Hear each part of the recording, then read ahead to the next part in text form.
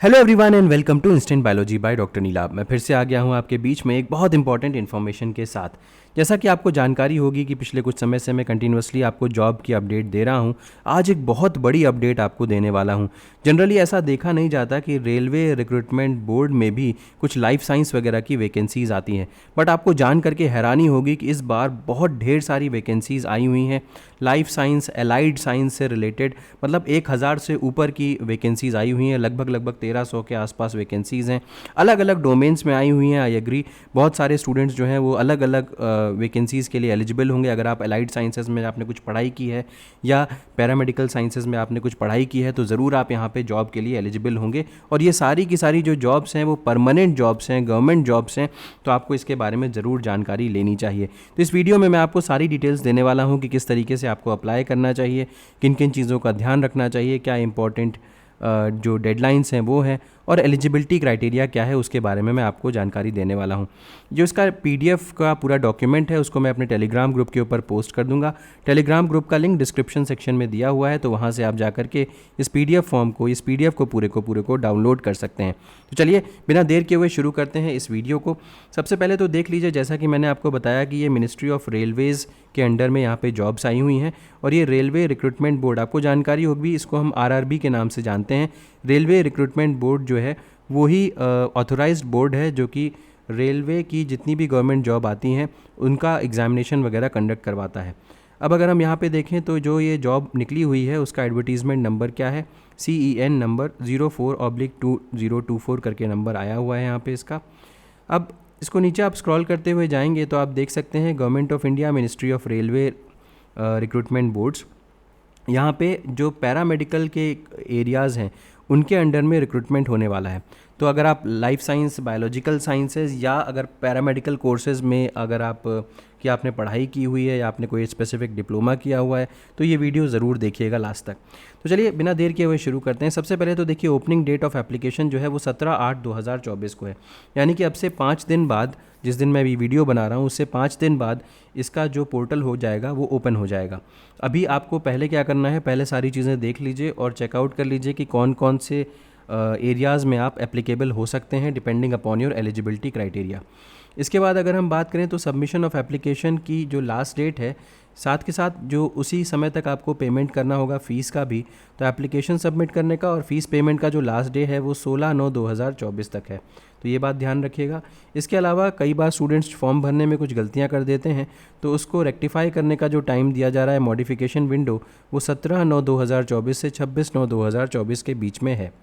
अब एक चीज़ और देखिए कि यहाँ पे जो फॉर्म आपको अप्लाई करना है वो सिर्फ़ और सिर्फ ऑनलाइन मोड में ही आप अप्लाई कर सकते हैं।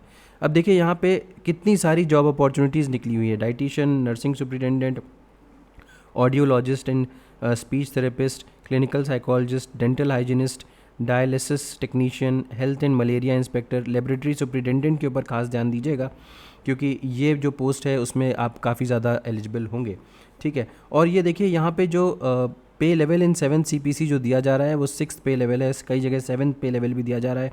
इनिशियल पे जो है वो अलग अलग एरिया में अलग अलग है, 44,900 से शुरुआत है अगर जब मैक्सिमम को देखा जाए तो।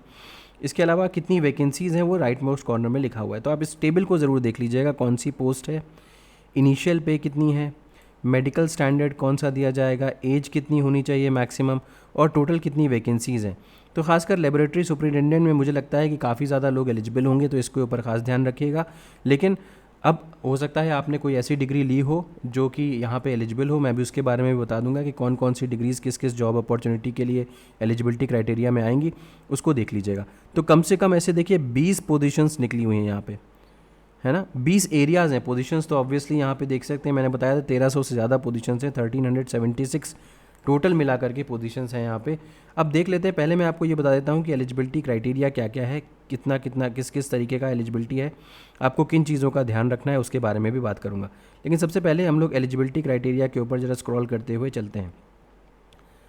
तो यहाँ पे अगर आप देखें तो ये हम लोग आ जाते हैं पैरामीटर्स या मिनिमम एजुकेशनल क्वालिफिकेशंस में, ये पेज नंबर 19 पे दिया हुआ है।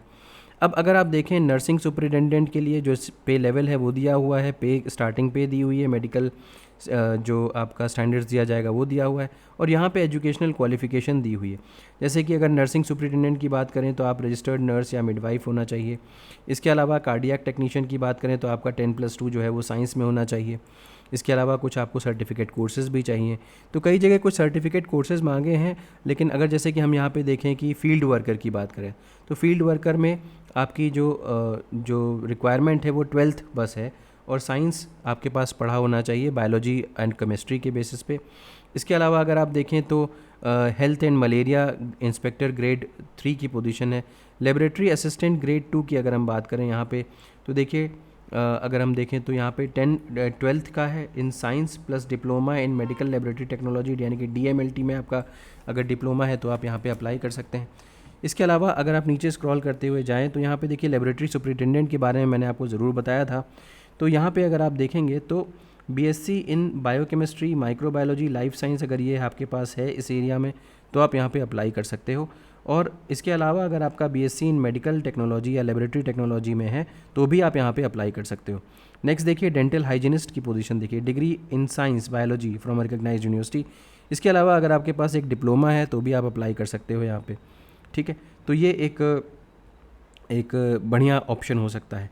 डाइटिशियन का भी यहाँ पे जॉब अपॉर्चुनिटी, यानी कि BSc अगर आपने साइंस ग्रेजुएट हैं, पोस्ट ग्रेजुएट डिप्लोमा किया हुआ है डाइटिशियंस के कोर्स में, डाइटेटिक्स में, तो भी आप यहाँ पे अप्लाई कर सकते हो। अब डिपेंडिंग अपॉन कि आपका क्या एरिया है तो यहाँ पे एलिजिबिलिटी क्राइटेरिया जो है वो काफ़ी वाइड दिया हुआ है। अब मैं एक एक को पढ़ता हुआ जाऊँगा तो यहाँ पे बहुत ज़्यादा टाइम लगेगा।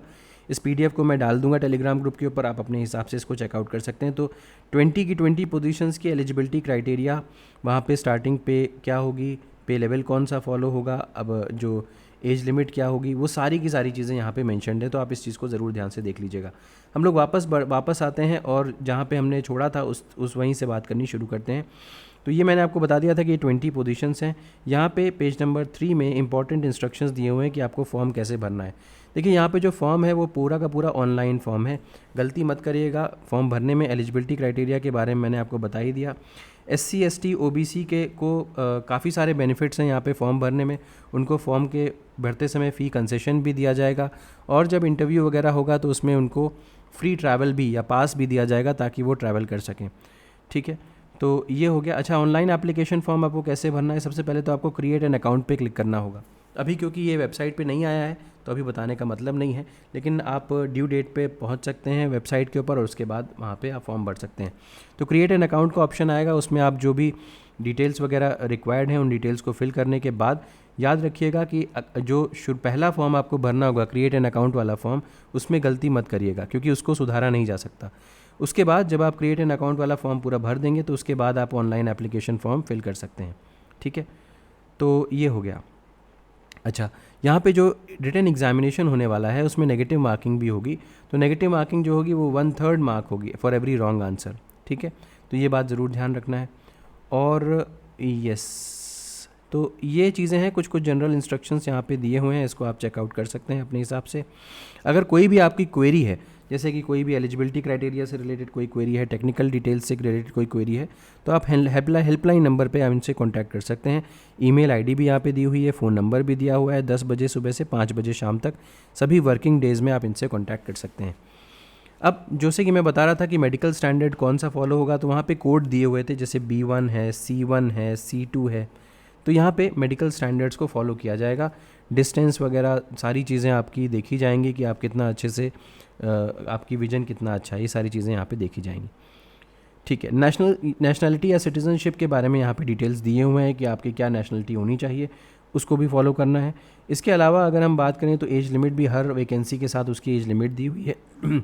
नेक्स्ट अगर बात करें तो यहाँ पे जो रिजर्व कैटेगरी के कैंडिडेट्स हैं उनको कुछ रिलैक्सेशन भी दिया जा रहा है, आप चेकआउट कर सकते हैं। तो लोअर एज लिमिट यहाँ पे दिया हुआ है और अपर एज लिमिट यहाँ पे दिया हुआ है, आप देख सकते हैं फॉर ऑल कम्युनिटीज़ कैटेगरीज़ के लिए, और यहाँ पे अनरिजर्व DWS OBC NCL और SC ST कैटेगरी के लिए। तो जाहिर सी बात है कि यहाँ पे एज बेनिफिट भी मिल रहा है। अब यहाँ पे अलग से देखिए मेंशन्ड है कि हर कम्युनिटी के लिए कितना एज रिलैक्सेशन दिया जा रहा है। जनरल जैसे बाकी फॉर्म्स में होता है वैसे यहाँ पर भी जैसे SC ST कैंडिडेट्स के लिए 5 साल का एज रिलैक्सेशन है। ठीक है, तो इस तरीके की चीज़ समझ में आ गई। अब देखिए, अगर हम फॉर्म की फ़ीस के बारे में बात करें, जैसे एग्ज़ामिनेशन फ़ीस के बारे में बात करें, तो सभी कैंडिडेट्स के लिए जो फ़ीस जो है वो 500 रुपये यहाँ पे ली जाएगी, और amount of 400 shall be for all candidates, ये for an amount of 400 shall be refunded duly deducting bank charges on appearing in CBT। तो सभी कैंडिडेट्स के लिए 400 रुपये जो है वो वापस कर दिए जाएंगे, फ़ीस 500 रुपये है। और अगर हम SC/ST कैंडिडेट्स की बात करें, SC/ST, ex serviceman, PWBD, female, transgender candidates, minorities और इकोनॉमिकली बैकवर्ड क्लास के स्टूडेंट्स की बात करें, तो इनकी जो फ़ीस है वो 250 रुपये है, और 250 के 250 रिफ़ंड कर दी जाएगी। इसमें से कुछ डिडक्ट किया जाएगा बैंक चार्जेस के नाम पे, लेकिन बाकी सारी फ़ीस वहाँ पे वापस कर दी जाएगी। तो ये एक इम्पॉर्टेंट बात यहाँ पे होती है। चलिए, तो ये हो गया। इसके अलावा हम और नीचे स्क्रॉल कर सकते हैं, तो ये जनरल बातें यहाँ पे मेंशन्ड हैं, इतना कुछ भी इम्पॉर्टेंट नहीं है, आप इसको चेकआउट ज़रूर कर लीजिएगा।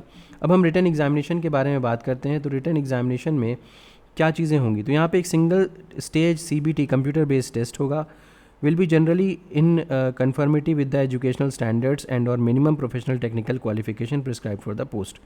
अब जैसे कि यहाँ पे देखें, qualification will be the questions will be objective type के पूरे क्वेश्चंस होंगे, मल्टीपल चॉइस होंगे, और likely to include questions pertaining to professional ability, general awareness, arithmetic, general intelligence, reasoning and general science के क्वेश्चंस यहाँ पे पूछे जाएंगे।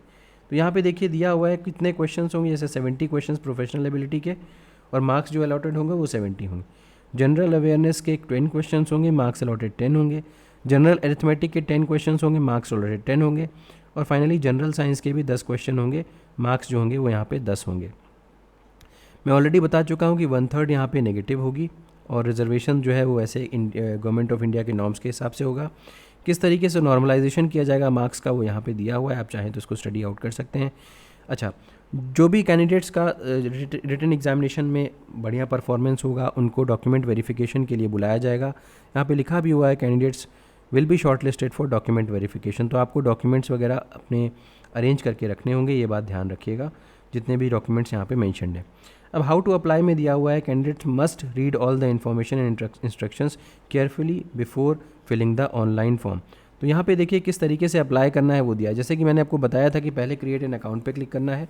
जब आप अकाउंट का पूरा फॉर्म भर देंगे तो वहाँ पे जो पासवर्ड और यूज़र नेम वगैरह आएगा उसका इस्तेमाल करके आप आगे का फॉर्म भरना है आपको, ठीक है। अच्छा, कौन कौन से स्कैन डॉक्यूमेंट्स की ज़रूरत पड़ेगी जब आप फॉर्म फिल कर रहे होंगे, तो किन किन डॉक्यूमेंट्स की ज़रूरत पड़ेगी, तो यहाँ पे देख सकते हैं कलर्ड पासपोर्ट साइज़ फ़ोटोग्राफ होनी चाहिए आपके पास।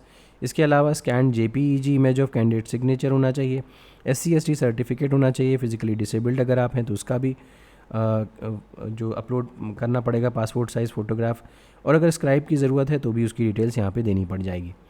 अच्छा, अलग अलग देखिए RRB जो है रेलवे रिक्रूटमेंट बोर्ड अलग अलग शहरों में मौजूद है।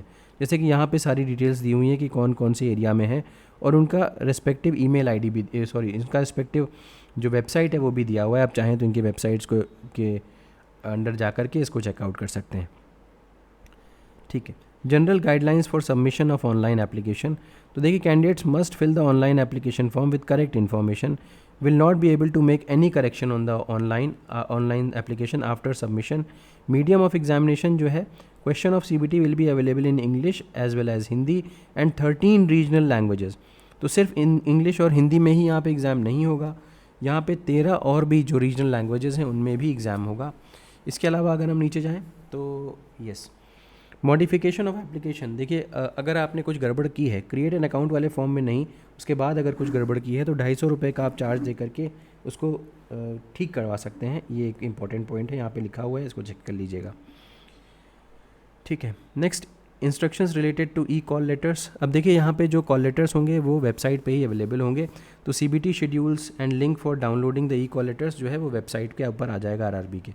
अब देखिए फ्री ट्रैवल फैसिलिटी की बात करें तो SC/ST कैंडिडेट्स को जो कि who are eligible for free train travel, their call letter itself will contain the free travel authority, उनको फ्री ट्रैवल अथॉरिटी दे दी जाएगी, ठीक है। तो सिर्फ ये SC/ST कैंडिडेट्स के लिए ही लागू होगा और भी किसी कैंडिडेट के लिए लागू नहीं होगा। Next, verification of original documents and format of certificates.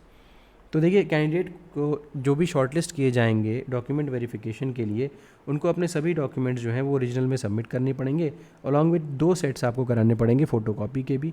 तो ये सारी की सारी चीज़ें आपको लेकर के जानी होंगी।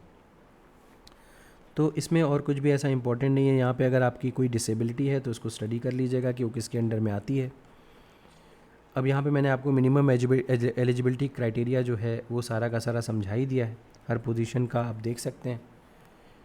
यहाँ पे देख सकते हैं कि RRB wise, railway wise and post wise vacancies for all the notified positions. तो अब आप देख सकते हैं कि कौन सी पोजीशन के लिए कितनी वैकेंसीज़ आई हुई हैं, ठीक है ना। तो यहाँ पे मेंशन्ड है आप अनरिजर्व कैटेगरी के लिए कितनी है, एससी के लिए कितनी है, जैसे फील्ड वर्कर की बात कर रहा हूँ तो कितनी वैकेंसी है। देखिए प्रयागराज में इतनी वैकेंसीज़ है, आरआरबी अजमेर में इतनी वैकेंसीज़ हैं, ठीक है। इसके अलावा बेंगलोर में इतनी वैकेंसीज़ हैं। तो आपको जहाँ पर भी ज़्यादा सूटेबल लगता है, जो भी शहर में आपको काम करने का इच्छा है, आप उसके हिसाब से यहाँ पे एप्लीकेशन डाल सकती हैं, ठीक है। तो ये हो गया इस तरीके का। तो ये सारा का सारा मैंने बता दिया। यहाँ पे मुंबई में देखिए काफ़ी सारी पोजीशंस हैं, उसको चेक कर लीजिएगा। तो हर आरआरबी के लिए जो पोजीशंस हैं वो यहाँ पे दी गई हैं। और उसके बाद यहाँ पे देखिए सिलेबस दिया हुआ है कि syllabus for various posts of paramedical categories. तो यहाँ पे कौन सी पोजीशन के लिए अगर हम देखिए लेबोरेटरी सुपरिटेंडेंट की बात करें तो यहाँ पे sociology and psychology, physiology, basic chemistry, biochemistry, general methodology, तो ये कुछ जो टॉपिक्स हैं वहाँ से क्वेश्चंस आपके आएंगे इसके लेबोरेटरी सुपरिटेंडेंट के लिए अगर आप फॉर्म भर रहे हैं तो, ठीक है। कॉमन फॉर ऑल पोस्ट की बात करें तो मैं पहले ही बता चुका था कि ये टॉपिक्स तो रहेंगे। General arithmetic, general intelligence, reasoning, general awareness, इनका जो भी सिलेबस है वो यहाँ पे मेंशन्ड है, आप इसको चेक करके फॉर्म भरिएगा। अच्छा, तो यहाँ पे नीचे देखिए फॉर्मेट ऑफ कास्ट सर्टिफिकेट को इसी फॉर्मेट में होना चाहिए। अगर हम देखें तो ओबीसी एनसीएल सर्टिफिकेट इसी फॉर्मेट में होना चाहिए, ठीक है। तो ये इस तरीके की कुछ डिटेल्स हो गई। अगर आप ईडब्ल्यूएस कैटेगरी में आते हैं तो भी इसी तरीके का फॉर्म होना चाहिए, ठीक है। इनकम सर्टिफिकेट अगर हम देखें तो इस तरीके का आपके पास जो है वो सर्टिफिकेट बनवाना होगा आपको। तो फाइनली यहाँ पे डिक्लेरेशन है proforma for waiver of examination fees. अगर आप वेवर ले रहे हैं तो उसके लिए ये फॉर्म आपको भरना पड़ेगा। Next, in case of amputation और completely permanent paralysis of limbs और dwarfism and in case of blindness, तो ये बेसिकली डिसेबिलिटी का फॉर्म आपको भरना पड़ेगा। इन केस अगर आपको स्क्राइब वगैरह चाहिए होगा तो उसके लिए, ठीक है। तो सर्टिफिकेट ऑफ डिसेबिलिटी यहाँ पे मेंशन्ड है, इसमें इसको फिल करवाना होगा, ठीक है। इन case of other than those mentioned in form 5 and 6 तो इसकी ज़रूरत नहीं है। तो ये सारी की सारी कुछ डिटेल्स होगी। मुझे लगता है कि जितनी भी इंपॉर्टेंट डिटेल्स थी मैंने आपको बता दिया। तो रेलवे रिक्रूटमेंट बोर्ड में ये पोजीशंस आई हुई हैं, आप इसकी वेबसाइट के ऊपर जा करके आप अप्लाई कर सकते हैं। परमानेंट पोजीशंस हैं, गवर्नमेंट पोजीशंस हैं, तो एक बहुत अच्छी अपॉर्चुनिटी हो सकती है आपके पास रेलवे में जॉब पाने की। उम्मीद है कि ये वीडियो पसंद आया होगा। अगर वीडियो पसंद आया तो ज़रूर लाइक करिएगा, चैनल को सब्सक्राइब करना ना भूलिएगा, बेल आइकन को ज़रूर प्रेस करिएगा और अपने फ्रेंड्स के साथ ज़रूर शेयर करिएगा। Thank you so much.